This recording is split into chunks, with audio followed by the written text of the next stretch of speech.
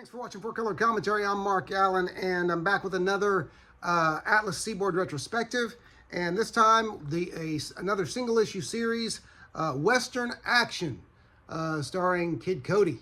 Okay, Kid Cody and one other, who we'll get into in just a moment here. But so Western Action was obviously a Western anthology. Would have loved to have seen this one get a couple more issues at least, as long as they kept the same creative team, primarily the artist of the first. Now, I should mention Larry Lieber delivered the script, but Doug Wildey did the art. And I'm going to show you some of that art in just a moment. But Doug Wildey, a little bit about him first.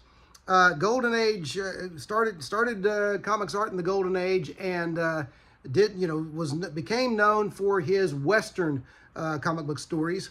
And while working for Atlas Comics in the 50s, his work took on kind of a cinematic style. If you've never checked out any of his Rio work, you really should.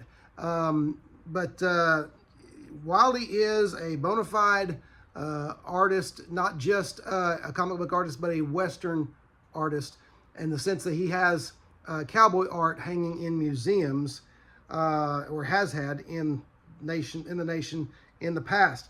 But Doug Wildey probably is most well known as the conceptualizer and co-creator of Johnny Quest. Okay, and most comic book fans know about Johnny Quest, especially older fans. But Johnny Quest was just one of the greatest cartoon series ever made, and great. And it's not just, as some will call it, a cartoon for little boys, but the fact of the matter is, of course, it spans the ages. It spans, I know, not just kids, but adults were fans of it when it came out.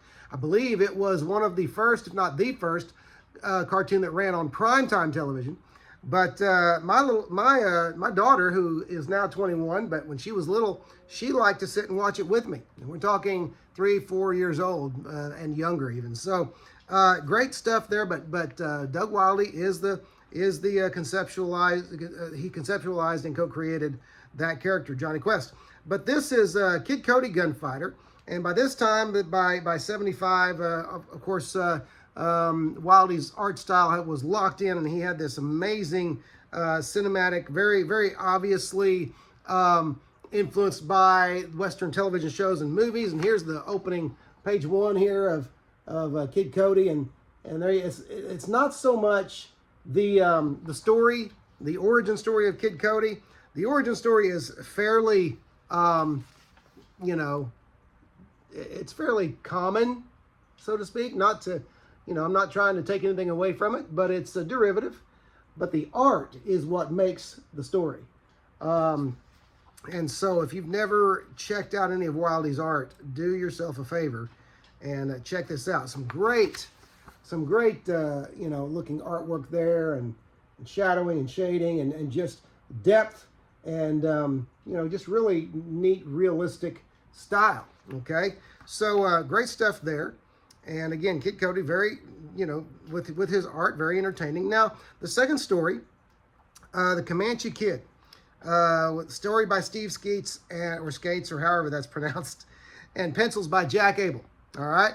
Now, the first thing I noticed is that on the cover, this character is introduced as the Renegade, introducing the Renegade, okay? But then you get inside, and he's not the Renegade; he is the Comanche Kid. And I won't give away the origin. I'll let you check that out. But because it is worth checking out. But it's a fairly common story. But Jack Abel's pencils, inked by Alan Kupperberg. Very cool stuff. I mean, it's very, I don't want to just say serviceable. It's fun to look at. It's action oriented. But it is, it's fairly above average, above standard comics fare. But not nearly. It's not what brings you to the dance, though. It's the the Doug Wildey stuff. And Comanche Kid is what's going to bring you to the dance and make you really excited about it. But thing about a little bit of history on Jack Abel. Jack Abel, of course, began comics work in the Golden Age. Worked for the original Atlas Comics, worked for American Comics Group, Avon Comics, and worked for, I believe, for Charlton Comics.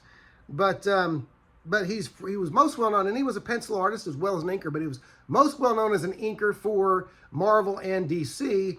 He was the primary inker of the Superman titles for DC in the 60s and 70s, but probably his most famous work, whether you know it or not, is that he was the inker on the Incredible Hulk 181, which introduced Wolverine. So that's Jack Abel. Okay, and so you got this great entry. I have tried to make note of the Atlas Seaboard books that I've read and examined. I've tried to make note of the ones that are gems. This is a gem, if for no other reason than the Doug Wildey art on Kid Cody. So anyway, there's another Atlas Seaboard retrospective for you, and I hope you enjoyed it. And as always, appreciate you watching 4 Color Commentary. Come on back next time. We'll see you next video.